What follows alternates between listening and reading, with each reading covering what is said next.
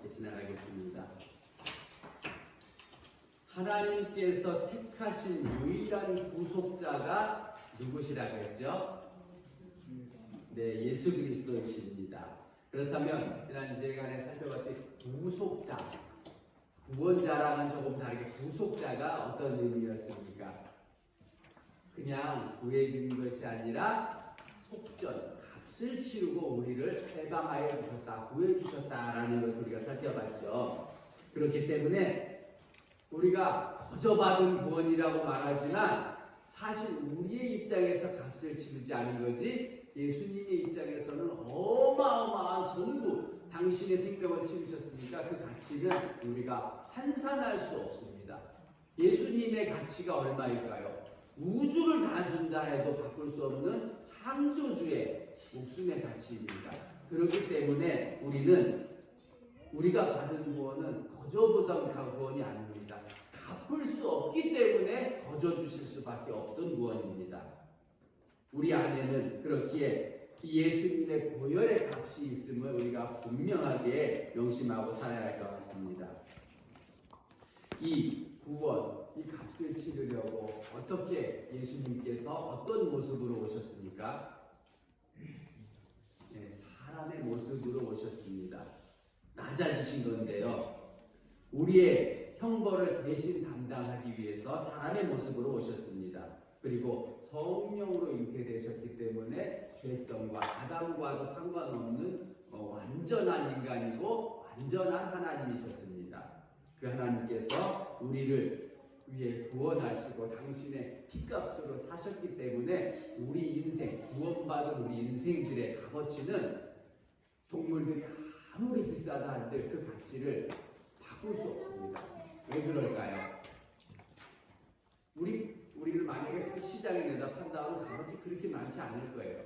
그러나 우리 안에는 우리가 잘나서가 아니라 우리를 살리신 우주보다 더 귀하신 하나님의 아들의 피값이 흐르고 있기 때문에 우리는 귀하고 존귀한 인생인 것입니다. 이 사실 분명히 알고 우리가 살아갔으면 좋겠습니다. 우리의 목숨값은 예수님의 피값이기 때문에 우리의 가치가 그렇게 귀한 것입니다. 하나님께서도 우리 안에 흐르는 예수 그리스도의 보혈 때문에 우리를 포기하지 않으시고 저같이 못난 사람도 포기하지 않으시고 하나님께서 붙드시고 인도하시는 줄 믿습니다. 이 사실 한 가지만 우리 안에 깊숙이 새기고 산다고 한들 우리가 한다고 하면은 세상과 비교하면서 살 수 없고 또 자존감이 떨어져서 살아갈 수도 없겠습니다. 이 마음, 이 생각, 이 사실 우리가 잘 간직하면서 우리가 살아갔으면 좋겠습니다. 오늘 말씀은 우리를 구원하신 예수 그리스도께서 이 땅에 어떤 직분을 감당하러 오셨는지를 한번 살펴보겠습니다. 소리문답 23번째 질문인데요. 그리스도가 우리의 구속자로서 하시는 직무가 무엇입니까? 라고 물어봅니다. 우리를 구속하셨죠, 예수님께서. 그런데 그 직무, 어떤 직무를 가지고 하신 것입니까? 어떤 일을 하신 것입니까? 이렇게 묻는 것입니다. 그 답변에 대해서 우리의 구속자이신 그리스도는 낮아지시고 높아지시며 그 두 상태에 있어서 예언자와 제사장과 왕의 직무를 수행하셨습니다. 라고 이렇게 답을 합니다. 그렇다면 한번 우리가 살펴보겠습니다. 예수님을 우리가 정확하게 표현할 때 뭐라고 부르죠? 예수 그리스도라고 부릅니다. 뭐가 이렇게 이름이 긴가요? 라고 어디 전도를 나가면 나온 성원교회라고 하면 이게 긴가 봐요. 왜 이렇게 이름이 기냐고 복잡하게 이렇게 말씀하시는 어르신들이 계세요. 그러니까 예수 그리스도에도 그냥 예수님 하면 되지 뭐 예수 그리스도까지 해야 되나 이렇게 길게 불편하게 생각하실 수 있습니다. 그럼 왜 이렇게 꼭 우리가 정확하게 표현을 해야 할까요? 외국 이름처럼 예수라는 게 이름이고 외국 사람들 뒤에 성이잖아요. 그리스도가 성일까요? 아닙니다. 예수님이 이름이고 그 뒤에가 성이기 때문에 그리스도시다 이렇게 말할 수도 없습니다. 그럼 뭘까요? 쉽게 말씀드리면 저를 우리 성도님들께서 누구를 같이 있다가 만날 때 여기 김남일 씨예요 라고만 하면은 맞는 말이죠. 제 이름이 김남일이니까. 그런데 어떤 일이 생깁니까? 제가 뭐 하는 사람인지 알 수가 없습니다. 무슨 직무를 가지고 살아가는 사람인지 알 수가 없습니다. 그러면 반대로 저를 소개하면서 목사님이야 라고만 또 설명한다면 어떻습니까? 이 사람 이름은 뭐고 목사인지 담임 목사인지 부목사인지 어디 교회 목사인지 아니면 그것을 말하는 그 분과 어떤 관계인지 알 수가 없죠. 그렇기 때문에 정확하게 표현하는 것이 좋습니다. 이처럼 예수 그리스도라는 의미는 이 땅에 사람으로 오셔서 가지신 이름이 예수 구원자라는 이름이시고요. 공적인 직분을 우리가 그리스도다라고 이렇게 설명합니다. 이렇게 말하는 것입니다. 그리스도 이 직무가 어떤 것인지 그 그리스도 안에 어떠한 또 나눠지는 직무들이 있습니다. 그래서 그것을 오늘 한번 살펴볼 텐데요. 이것도 쉽게 말씀드리면 우리 교회 대한예수교 장로회 합동 측에 속해 있는 교회입니다. 장로교회죠. 제 정확한 직책은 김남일 장로입니다. 목사가 왜 장로예요? 라고 할 수 있지만 장로교에서 목사도 장로입니다. 저는 말씀을 가르칠 수 있는 강도사고시를 합격했기 때문에 말씀을 전할 수 있는 공적인 자격, 라이센스가 있는 강도사하고 말씀을 전할 수 있는 강도권을 가지고 있습니다. 그리고 목사 안수를 받으면서 교회의 법대로 시리하고 권면할 수 있는 그 자격을 부여받았기 때문에 또 목사입니다. 그래서 저는 목사 장로입니다. 그렇다면 이 장로 안에는 다른 장로도 있을까요? 있지요. 여러분들 교회에서 투표하고 또 교인의 대표를 세우는 우리가 보통 말하는 장로님이 있습니다. 그 장로님은 교인들을 돌보고 또 때로는 또 다스리고 치리할 수도 있는 그 권한을 교회로부터 부여받은 치리 장로라고 합니다. 이렇게 장로라는 안에 그 똑같은 명칭 안에도 목사 장로가 있고 치리 장로가 이렇게 나눠져 있습니다. 이렇듯 그리스도 안에도 세 가지 직분들이 있습니다. 그리스도라는 직분 안에도 세 가지 하는 일이 있습니다. 뭐냐 하면은 먼저 그리스도라는 의미를 살펴보면 기름 부음 받은 자 이런 의미입니다. 이 말은 뭐냐? 꼭 기름을 갖다 부어야 되냐라고 하는데 그것을 표면적으로 하는 일이고 하나님께서 성령의 기름을 원래 택하는 거거든요. 하나님께서 직접 택하시고 세운 직분이다라는 의미에서 그리스도 기름 부음 받은 자라는 것입니다. 그리고 이 말을 우리가 다른 말로 이 그리스도라는 것은 헬라어 크리스투스라는 단어이고요. 다른 말 똑같은 의미가 있습니다. 히브리어로 뭐가 있을까요? 많이 듣는 이름 메시아가 이스라엘 히브리 말로 똑같이 기름 부음 받은 자라는 의미입니다. 그러니까 메시아나 그리스도나 똑같은 말입니다. 이 말은 이 기름 부음 받은 이 직분의 자들이 누가 있을지 한번 살펴보겠습니다. 하나님께 기름을 부음 받고 택함을 받고 하나님께 세움을 받아야 할 직분들은 구약 성경에 보면은 예언자와 제사장과 왕이 있습니다. 이 세 직분은 내가 하고 싶다고 해서 특히 이스라엘에서는 내가 하고 싶다고 해서 하는 게 아닙니다. 아니면 다른 사람들이 저 사람 해주세요 하고 사람들이 세운다고 해서 세워지는 거 아닙니다. 하나님이 택하시고 세우시고 사용하시는 사람이기 때문에 그 사람들은 스스로 그 직분을 버릴 수도 없습니다. 하나님이 폐하시기 전에는 스스로 내려놓을 수도 있는 자격도 없습니다. 그렇게 하나님께 직접 택함을 받고 기름 부음 받은 사람들이 그리스도라는 그 칭함을 받는 사람들이고 그 안에 예언자와 제사장과 왕이 있습니다. 그런데 이 사람이 감당하는 이 예언자, 제사장, 이 왕은 완벽하지 않습니다. 죄성을 가지고 있고 또 온전하지 못하기 때문에 이 직분을 완성하기 위해서, 우리의 대표로 완성하기 위해서 예수님께서 이 땅에 사람으로 오신 것입니다. 좀 어려우시죠? 설명이 그래도 가능한, 우리가 좀 어렵긴 어렵습니다. 쉽게 설명해 드리겠습니다. 오늘 질문 보면은 이렇게 우리를 구원하시기 위해서 낮아지셨다는 말씀은 인간이 되셨다, 사람이 되셨다 라는 말씀입니다. 사람이 되는 게 얼마나 낮아지고 불편한 것인지 지난 시간에 대략 말씀을 드렸죠. 그 불편함을 감수하고도 그리스도의 직무인 이 예언자, 제사장과 왕의 역할을 하기 위해서 사람으로 오셨다는 것이 오늘 23번째 질문입니다. 그 답변 한번 살펴볼까요? 예언자의 직무를 수행하심은 이게 23번째 답변이고요. 24번째 질문 한번 살펴보겠습니다. 그리스도가 예언자의 직무를 어떻게 수행하셨습니까? 라는 의미입니다. 그렇다면 사람으로 오셔서 그 예언자, 완전한 예언자의 그 직분을 수행하시기로 오셨는데 어떻게 하신 겁니까? 라고 물어보는 건데요. 그 답변으로 그리스도가 예언자의 직무를 수행하심은 그냥 말씀과 성령에 의하여서 우리의 구원을 위한 하나님의 뜻을 계시한다.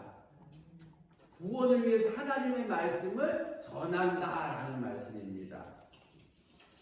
그렇다면 하나하나 차근차근 살펴보겠는데요. 예언자라는 말을 쓰면 조금은 우리가 좀 낯설고 좀 이해가 안 갈 수 있습니다. 이 예언자라는 말은 선지자로 바꿔서 쓰면 더 좋습니다. 그래서 다른 질문에 보면은 선지자로 나옵니다. 선지자, 제사장과 똑같은 말입니다. 예언자. 그러나 왜 오해를 할 수 있기 때문에 선지자로 바꿔야 하냐면, 우리가 보통 예언을 한다고 하면은 어떻습니까? 미래의 일에 대하여서 막 얘기하는 것을 말하잖아요. 그러나 성경이 말하는 예언자는 그게 아닙니다.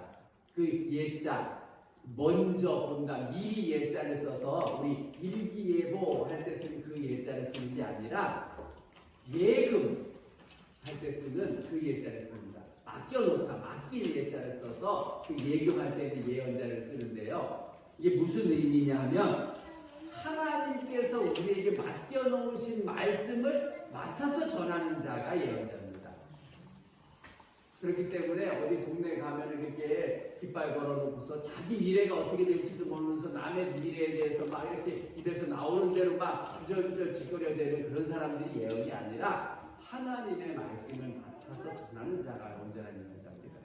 그 와중에 이스라엘에 대한 미래, 또 간혹 지금은 우리 개인에게는 역사하지 않지만 개인의 미래도 보여줄 수 있기 때문에 예언자는 이스라엘의 미래도 하나님께서 정하시고 맡겨놓으신 것에 포함되었기 때문에 예언자라고 하는 거지, 먼저 미래에 대한 것을 보고서 예언하는 게 아니라 맡길 예자, 하나님이 우리에게 맡겨놓으신 말씀, 허락하신 말씀을 받아서 전하는 사람이 예언자입니다. 그래서 선지자, 미리 하나님의 말씀을 미리 선지자 알고 깨달아서 전한다라고 해서 선지자라는 그 칭호가 더 우리에게 친숙하고 바르게 전해져야 합니다. 그렇다면 선지자의 가장 중요한 임무가 무엇일까요? 맡겨진 말씀을 하나님께 받아서 전해야 된다면 가장 중요한 임무가 무엇일까요? 맡은 말씀만 바르게 전하는 게 가장 중요한 겁니다. 더하지도 않고 빼지도 않고 하나님께서 허락하신 말씀만 바르게 받아서 전하는 게 선지자의 바른 임무입니다. 가장 좋은 선지자입니다. 그래서 어떻게 보면 하나님의 그냥 대변인이라고 보면 됩니다. 내 감정이나 의견을 넣지 않고 또 두려움과 떨림 가운데 그 말씀을 전해야 합니다. 하나님의 말씀을 맡은 자들이 그만큼 두려움과 떨림 가운데 행해야 되는데요. 이것을 소홀하게 하고 실수하면은 어떤 결과가 나타나는지 성경 곳곳에 나와 있습니다만, 우리가 가장 위대하다고 평가하는 구약의 선지자 모세를 한번 또 예를 들어 살펴보겠습니다. 이렇게 위대한 모세 선지자도 하나님의 말씀을 맡아서 전할 때 실수한 적이 있습니다. 요새 새벽 기도 때 나와서 민수기를 살펴보신 분들은 잘 아실 텐데요. 민수기 20장에 보면 무리바의 물 사건이 나옵니다. 이스라엘이 하루 이틀 원망한 것도 아니고 계속 불평을 달고 살았기 때문에 뭐 어느 시점에서 어떻게 하는지는 자세히 알 수 없어도 모세와 함께 광야 생활을 계속 해갑니다. 이집트에서 구원받아서 가나안 땅으로 가기 위해서 광야 생활을 살아갑니다.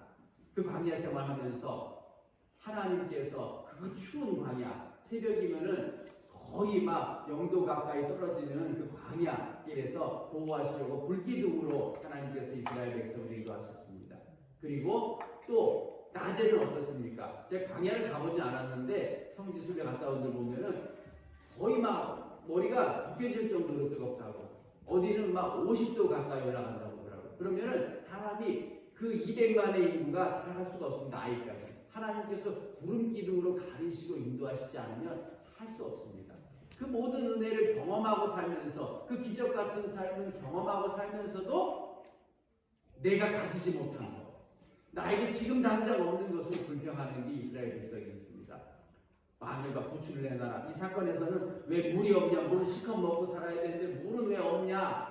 물만 없는 게 아니라 무화과도 없다, 석류도 없다. 이곳에 와서 우리를 죽이려고 했냐? 모세, 너 여기를 우리를 왜 인도했냐라고 백성이 지도자인 모세, 선지자인 모세에게 불평하기 시작했습니다. 그런데 우리가 한번 생각해 보겠습니다.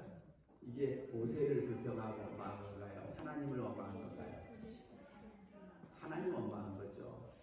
왜 여기까지 인도해서 노예로 잘 살고 있는데, 거기서 살면 일하면 먹을 거 꼬박꼬박 주고 잘 살고 있는데 여기까지 인도해서 힘들게 목말라 죽게 하고 아무것도 먹을 것도 없게 죽게 하냐고 불평하기 시작했습니다. 그랬더니 이 일을 가지고 모세와 아론이 하나님 앞에 기도했습니다. 어떻게 해야 합니까?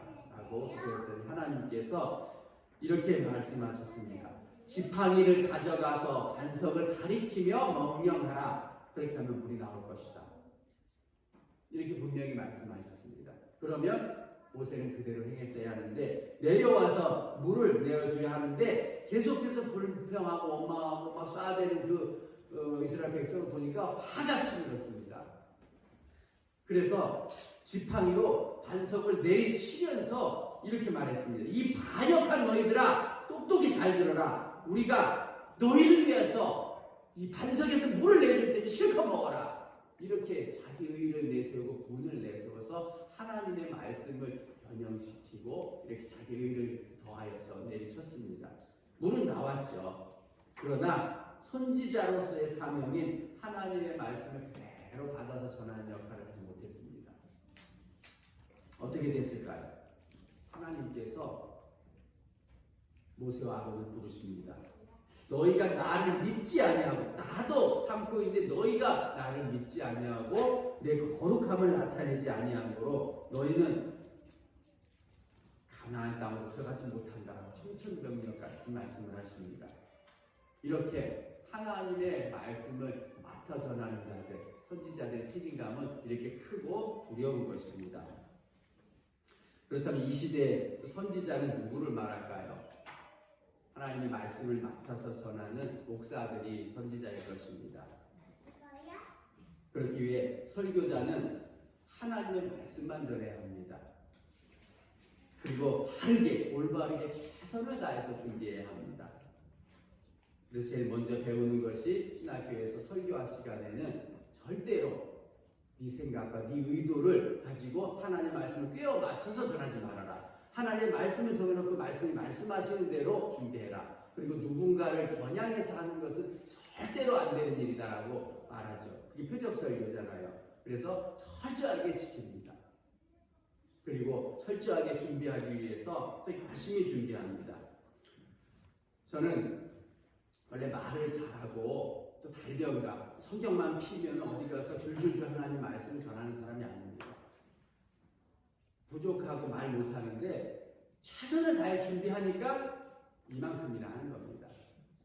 백조가 우아하게 호수를 떠다니려면 밑에서는 발버둥을 치고 발을 쳐야 되잖아요. 저도 발버둥을 치는 게 이 정도니까 그냥 이해해 주십시오. 저는 나름대로 그래도 하려고 뭐 밤을 새진 않아도 거의 그렇게 막 안 될 경우는 밤을 샐 정도라도 준비하고 나오는 게 이 정도니까 아유, 그런가 보다. 멋있는 달변가들 입만 열면 하나님의 말씀이 꿀같이 떨어지는 그런 말씀은 저는 못 드립니다. 그래도 최선을 다한다는 것만 믿어주시기 바랍니다. 그리고 제가 혹이라도 어떤 말씀을 전할 때 나를 겨냥해서 나 들으라고 하는 말씀인가라고 들리시더라도 절대로 그렇게 오해하지 마십시오. 한 번도 10여 년 동안 설교하면서 그래 본 적 없고 앞으로도 그럴 의향은 전혀 없습니다. 왜? 하나님의 맡은 말씀만 바르게 받아서 전해야 하는 게 제 의무이기 때문입니다.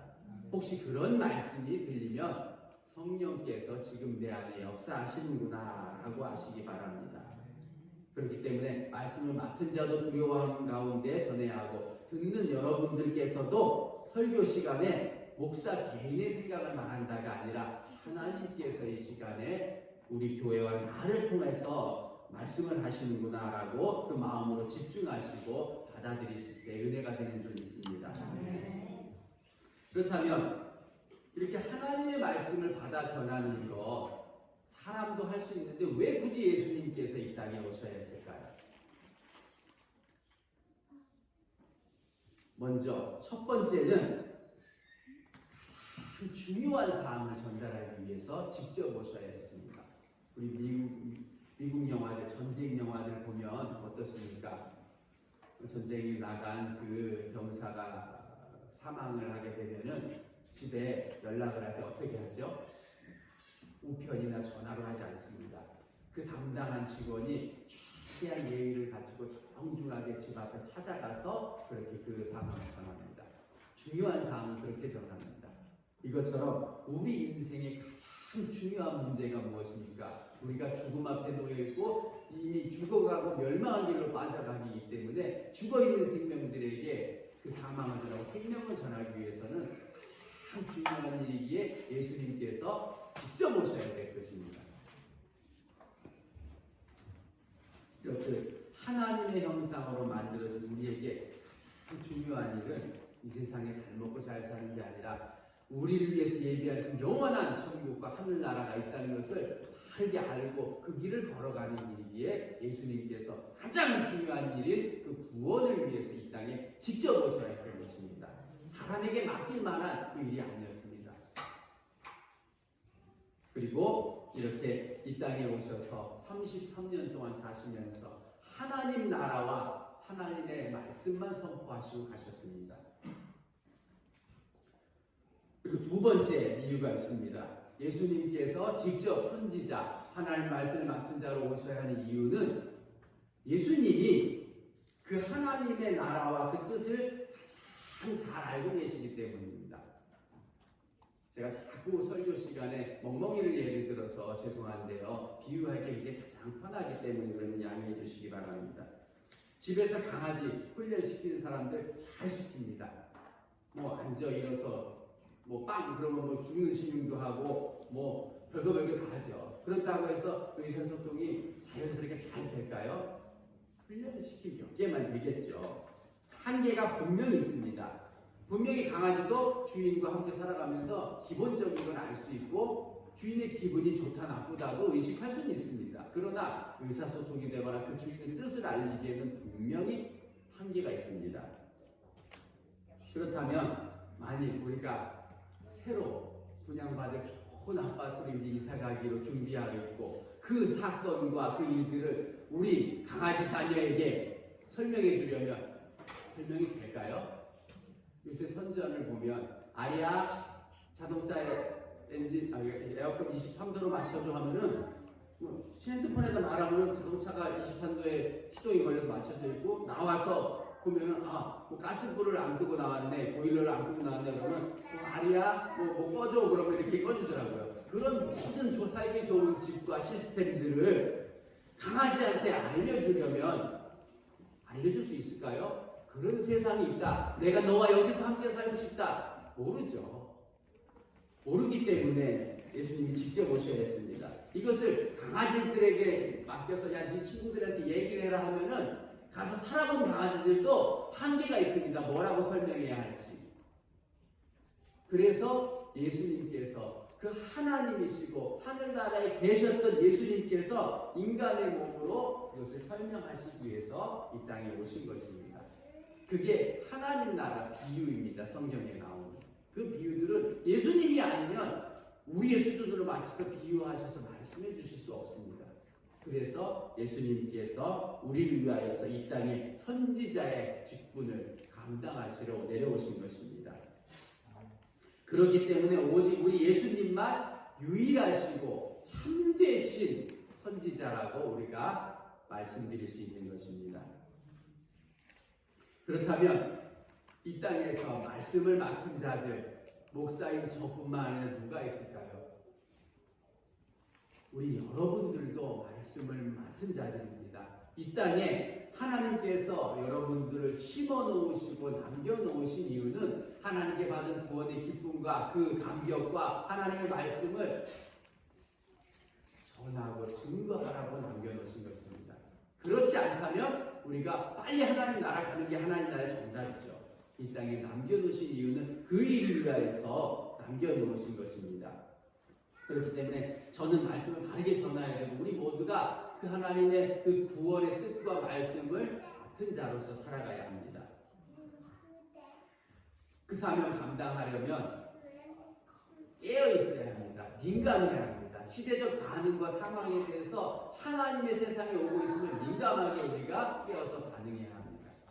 그렇지 않고 무뎌져서 세상과 같이 살아가다 보면은 같이 망하고 같이 죽을지 모릅니다. 루마니아 출신의 작가 게오르기우라는 그 사람의 25시라는 그 소설에 나오는 이런 이야기가 있습니다. 잠수함 속의 토끼라는 건데요. 참 예전에 2차 세계대전 때는 그 잠수함 속에 그 산소의 농도를 이렇게 측정하고 하는 장치가 없었기 때문에 대신에 이 흰 토끼를 태우고 다녔다고 합니다. 왜 그럴까요? 이 토끼가 산소의 농도에 민감하기 때문에 산소의 농도가 떨어져서 사람이 죽을 지경이 가까우면은 이 토끼가 민감하게 반응하고 먼저 죽습니다. 그러면 이제 몇 시간 안에 우리도 죽겠구나 라는 것을 이제 직시하는 거죠. 그럼 그때 되면은 함장은 결단을 해야 합니다.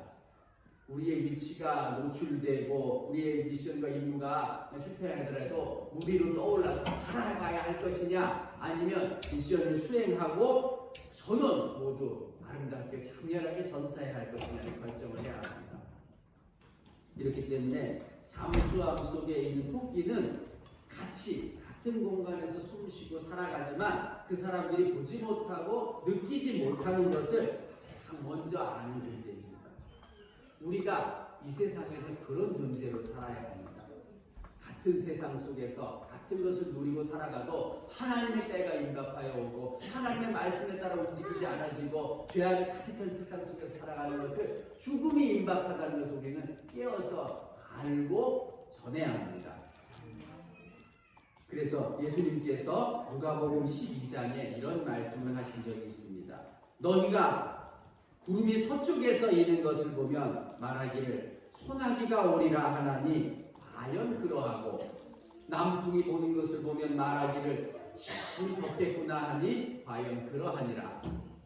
외식하는 자여 너희가 천지의 기상은 분간할 줄 알면서 어찌 이 시대는 분간하지 못하느냐라고 말씀합니다. 이 시대의 정치와 경제 상황에는 민감하게 반응하면서 하나님의 뜻대로 이루어져가지 않는 이 세상을 우리가 바라보지 못하고 산다면 같이 멸망하는 것입니다. 그 사람들에게 우리가 먼저 깨어서 하나님의 말씀을 분별하고 전해줄 수 있고 하나님 나라와 영원한 생명이 있음을 우리가 분명히 알려줄 수 있는 존재가 되어야 합니다. 그렇다면 어떻게 전파해야 될까요? 전도해야죠. 나가서 노방전도만이 아니라 우리 삶의 목적이 우리 믿지 않는 형제자매들과 친척들과 이웃들을 전도하기 위해서 이 땅에 있습니다. 그렇게 전하지 않는 그들은 알아듣지 못하죠. 그래서 로마서 10장 14절 말씀에 그런즉 그들이 믿지 아니하는 일을 어찌 부르리요 듣지도 못한 일을 어찌 믿으리요 전파하는 자가 없이 어찌 들으리요. 전하지 않는데 어떻게 믿고 믿지도 않는데 어떻게 그 하나님을 부르겠느냐. 우리가 전해줘야 그 사람들이 듣고 믿고 전할 수 있다라는 그 책임이 우리에게 있는 것입니다.